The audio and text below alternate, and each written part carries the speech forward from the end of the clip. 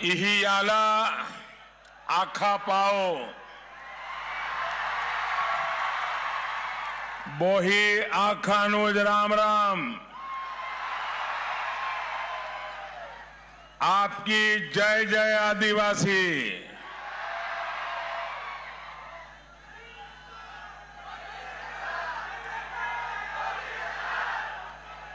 सबसे पहले तो मैं आपकी क्षमा चाहता हूं।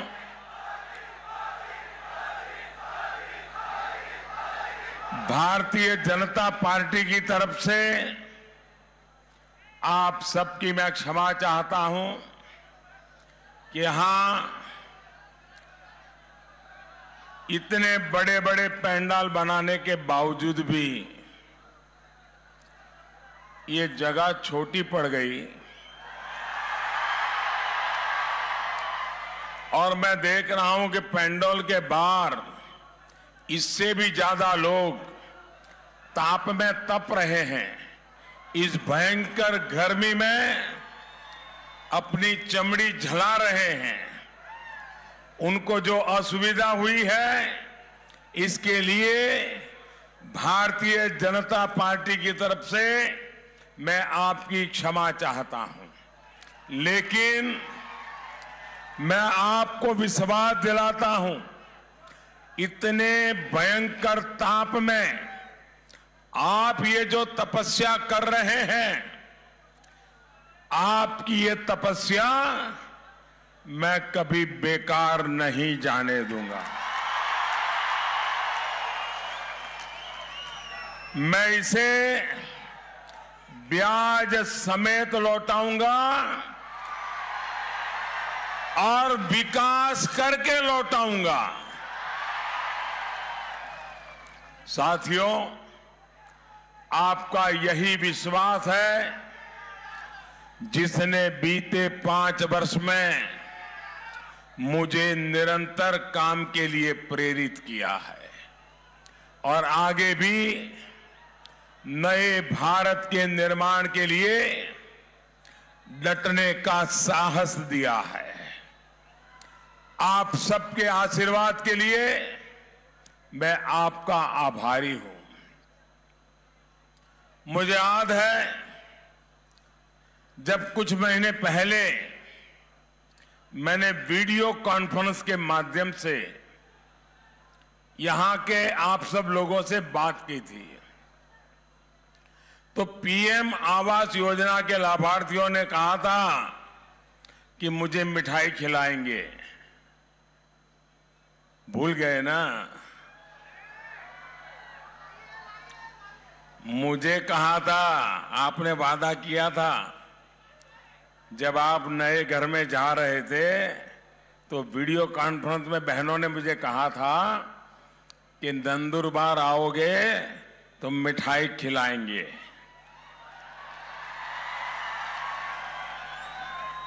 देखिए आज मैं मिठाई खा के जाने वाला हूं।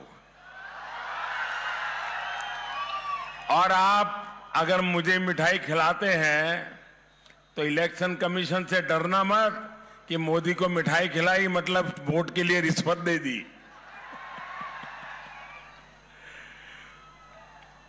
लेकिन मुझे इतने प्यार से सभी बहनों ने एक प्रकार से आशीर्वाद दिए थे वीडियो कॉन्फ्रेंस पे, मेरे दिल को छू गया था। और आपके इस चाय वाले का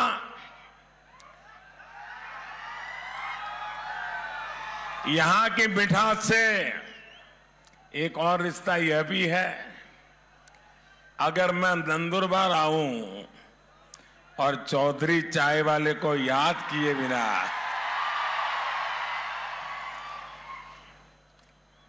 उसके बिना तो मैं अपनी बात शुरू ही नहीं कर सकता, क्योंकि मेरा इतना निकट संबंध रखा और आप लोगों से इतनी बार आना जाना हुआ। मान लीजिए जैसे यहीं का हूं ऐसा हो गया था। नंदुरबार के चाय वाले से तो आप खुशी रहते हैं। मुझे विश्वास है कि आप लोग अपने इस चाय वाले से, आपके इस प्रधान सेवक से भी खुश है। खुश है ना? बहुत खुश है, भरपूर आशीर्वाद है। जिस तरह इस चाय वाले ने 5 साल सरकार चलाई, उससे देश कड़क हुआ है, मजबूत हुआ है। ये चौधरी की चाय भी कड़क होती है ना। अब 2019 में भी आप दिल्ली में एक मजबूत सरकार बनाएंगे, एक ऐसी सरकार बनाएंगे जो आपकी भावनाओं के हिसाब से फैसले लेने में सक्षम हो। तभी विकसित भारत निर्माण हो पाएगा। साथियों, एक मजबूर, मरी पड़ी और भ्रष्ट सरकार होती है तो सभी का नुकसान तय है। कांग्रेस और महामिलावटी लोगों के इतिहास में ऐसे तमाम उदाहरण मौजूद हैं, लेकिन क्योंकि यहां खानदेश में गन्ना काफी होता है, इसलिए इसी से जुड़ा एक उदाहरण आज आपको बताना चाहता हूं। भाइयों और बहनों, गन्ने की अधिक पैदावार से किसानों का पैसा ना फंसे, इसका एक बहुत अच्छा तरीका है गन्ने से इथेनॉल बनाया जाए। और इसकी टेक्नोलॉजी कोई बहुत बड़ी एक्स्ट्राऑर्डिनरी नहीं है। बहुत आसानी से इसका कारखाना खड़ा किया जा सकता है और हमारे किसान तो खेत में ही गन्ने से कैसे गुड़ बनाना कितनी आराम से खड़ा कर देते और बना भी देते हैं। ये इथेनॉल वाला काम भी कोई ऐसा बड़ा नहीं है, मशीन लगती है, कारखाना बनाना पड़ता है, लेकिन जैसे आप काम सरलता से करते हैं वो कारखाने वाला भी सरलता से कर सकता है और इसलिए इथेनॉल बन सकता है।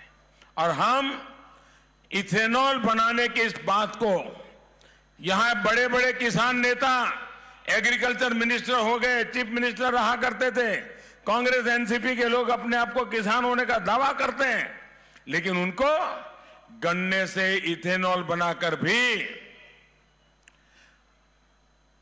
आप अपनी आय बढ़ा सके, इसकी कांग्रेस और उसके साथियों ने कभी परवाह नहीं की।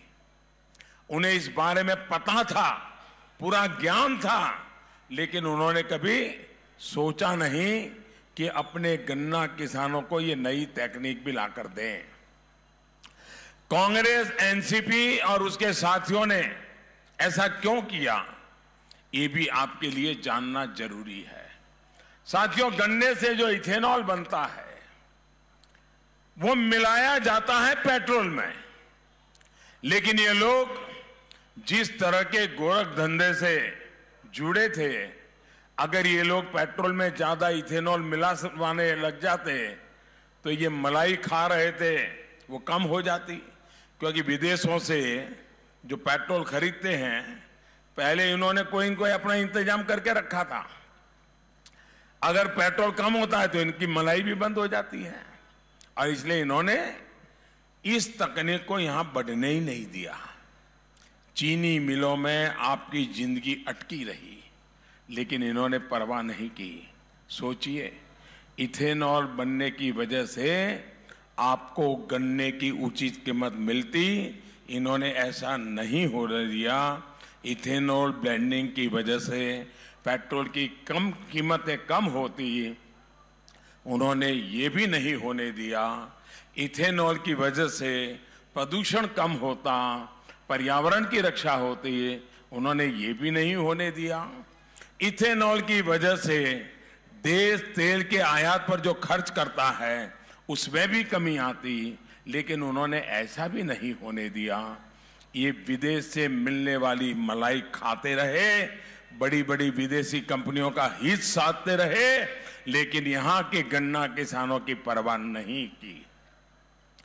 साथियों, 2014 में जब आपने एक मजबूत सरकार बनाई, तब हमने इथेनॉल पर नए सिरे से काम शुरू किया। परिणाम ये हुआ कि 5 साल पहले जहां देश में सिर्फ 40 करोड़ लीटर इथेनॉल बनता था, अब 140 करोड़ लीटर से ज्यादा इथेनॉल हम सप्लाई कर रहे हैं, जो गाड़ियों में उपयोग किया जाता है। इथेनॉल ब्लेंडिंग को ध्यान में रखते हुए देश भर में प्लांट भी लगाए जा रहे हैं और गाड़ियों को भी तैयारियां की जा रही हैं। देश भर में दर्जन भर रिफाइनरी बनाने का काम चल रहा है। यहां नंदुरबार में भी एक यूनिट लगाई गई है। इन सब प्रयासों से सबसे ज्यादा लाभ गन्ना किसानों को ही होगा। भाइयों और बहनों, जब नीयत नेक होती है तब नीतियां भी स्पष्ट बनती हैं। आप खुद सोचिए, जो लोग कर्ज माफी कर झूठे वायदे करते हैं, उन्होंने खुद कभी ये सोचा ही नहीं कि कोई आदिवासी बैंक में जाकर के कर्ज लेता ही नहीं है, उसके तो बेचारा नसीब ही नहीं है। अरे बैंक में खाता तक नहीं था उसका। और अगर आप खोजेंगे तो आपको मुश्किल में 100 में से 2, 3, 5 से ज्यादा लोग नहीं मिलेंगे आदिवासी जिन्होंने कभी बैंक से कर्ज लिया हो। ऐसे में कांग्रेस जो कर्ज माफी करती है, उसका ज्यादातर लाभ अमीरों को होता है और कांग्रेस के चेले चपाटों को होता है। अपने आदिवासी भाई और बहनों की इसी दिक्कत को समझते हुए खेती से जुड़े अनेक छोटे छोटे खर्च को पूरा करने के लिए ही भारतीय जनता पार्टी एनडीए की सरकार ने प्रधानमंत्री किसान सम्मान योजना शुरू की है। इस योजना के तहत महाराष्ट्र के 1.25 करोड़ किसान परिवारों के बैंक खातों में साल में 3 बार सीधे पैसे जमा हो रहे हैं। जिनके खाते में अभी तक पैसे नहीं पहुंचे हैं, उनको बहुत ही जल्द पहुंच जाएंगे। अब तो हमने बहुत बड़ा संकल्प लिया है। 23 मई को, कल 23 अप्रैल है, इसके बाद 1 महीने के बाद 23 मई को चुनाव का नतीजा आएगा। और जब 23 मई को चुनाव का परिणाम आएगा, तो 23 मई को जब फिर एक बार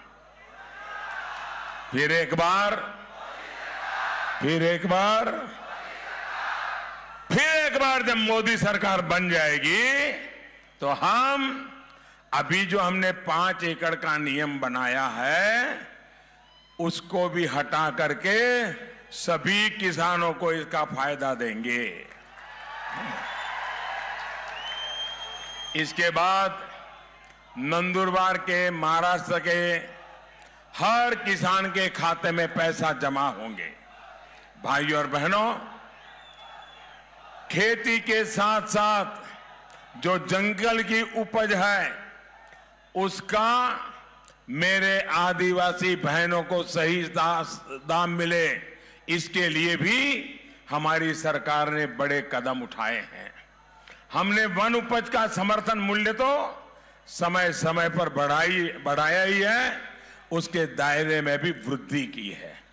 पहले आप लोगों को सिर्फ 10 वन की उपजों को समर्थन मूल्य मिलता था, हमने इनको बढ़ाकर 50 कर दिया है। फसलों में मूल्य वृद्धि के लिए देश भर में वनधन केंद्र भी बनाए जा रहे हैं। साथियों, भाजपा एनडीए की सरकार ने आदिवासियों की कमाई को ही ध्यान में रखते हुए बांस से जुड़े एक कानून में बड़ा बदलाव किया है। अब आप अपने खेत में भी बांस उगा सकते हैं और उसको काट करके बेचकर अपनी आय बढ़ा सकते हैं। पहले ऐसा संभव नहीं था, क्योंकि बांस को पेड़ की श्रेणी में रखा गया था। साथियों, हम आपकी छोटी छोटी जरूरतों को ध्यान में रखते हुए काम कर रहे हैं। चुनाव के नतीजे आने के बाद हमारी सरकार खेतीहर मजदूरों के लिए, आदिवासी किसानों के लिए और भी किसानों के लिए पेंशन योजना भी शुरू करने जा रही है। साथियों, नंदुरबार का एक एक आदिवासी साक्षी है कि कांग्रेस ने आपके साथ क्या किया है। याद करिए, यहीं पर सबसे पहले कांग्रेस ने आधार कार्ड दिया था, लेकिन उसके बाद वो आधार प्रोजेक्ट को ही निराधार बना दिया, भूल गई। जबकि इस चौकीदार की सरकार ने जनधन खाते, आधार और मोबाइल फोन को पूरे देश में खड़ा कर दिया और बिचौलियों को आपके हक छीनने से रोक दिया। आज अनेक सरकारी लाभ दिल्ली से सीधे आपके खाते में आ रहे हैं।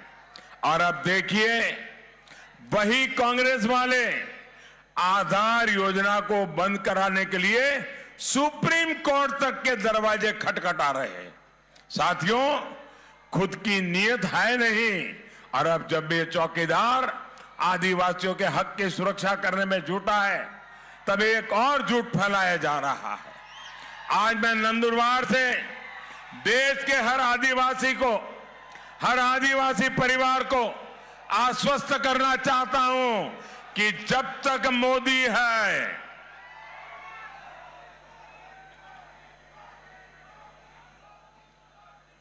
जब तक मोदी है,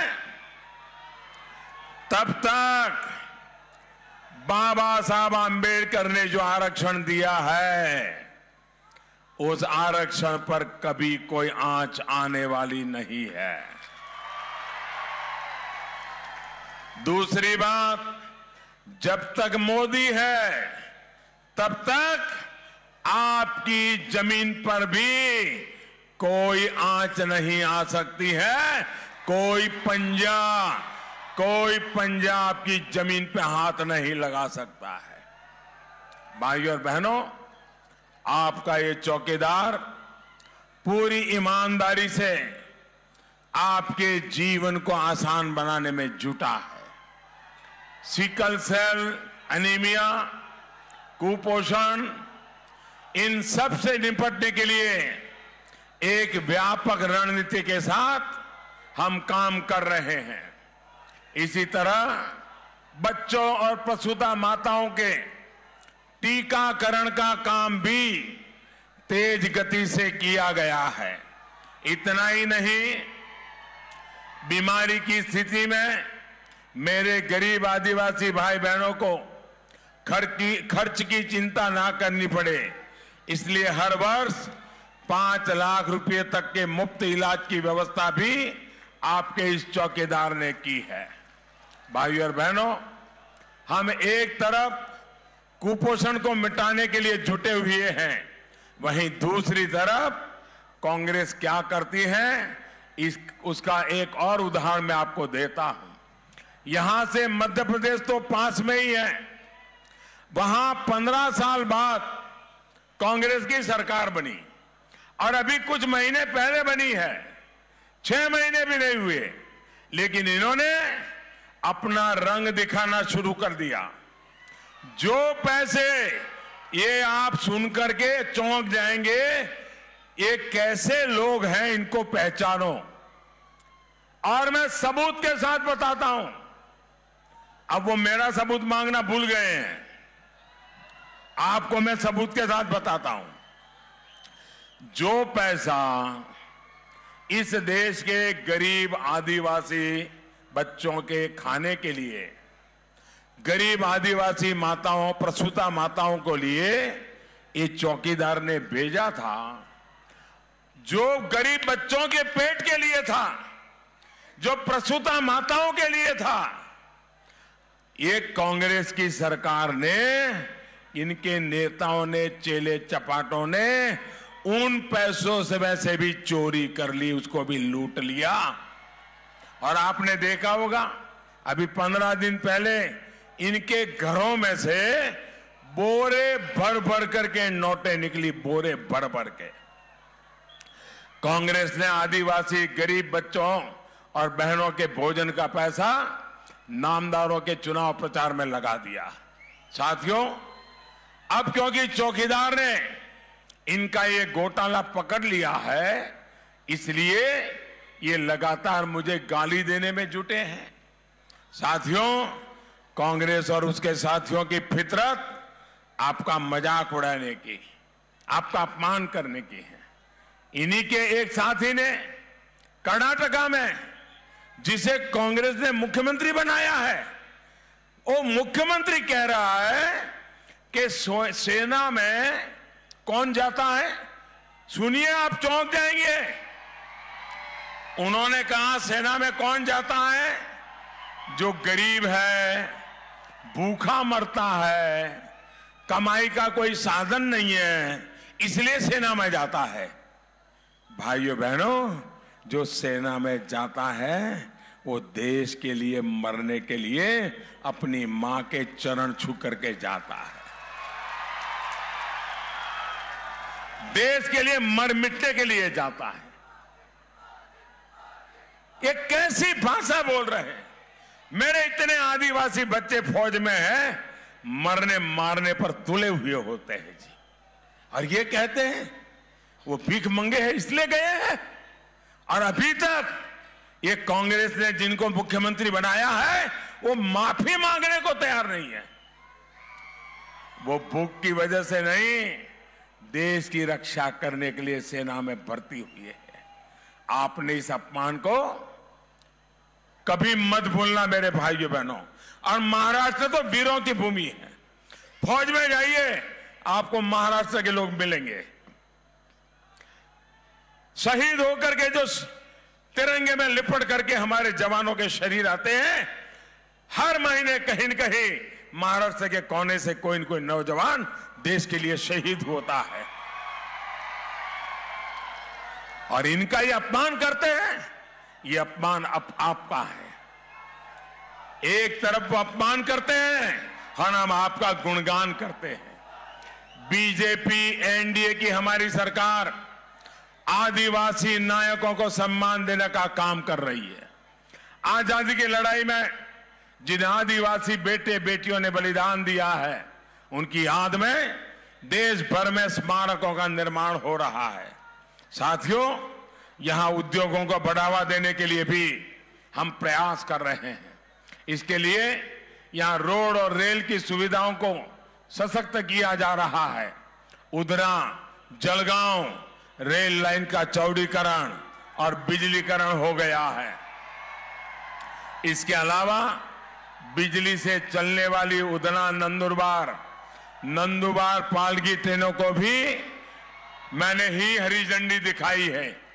अगले कुछ साल में जब मनमाड़ जलगांव रेलवे लाइन का काम पूरा होगा तो ये क्षेत्र कनेक्टिविटी के मामले में बहुत आगे बढ़ जाएगा।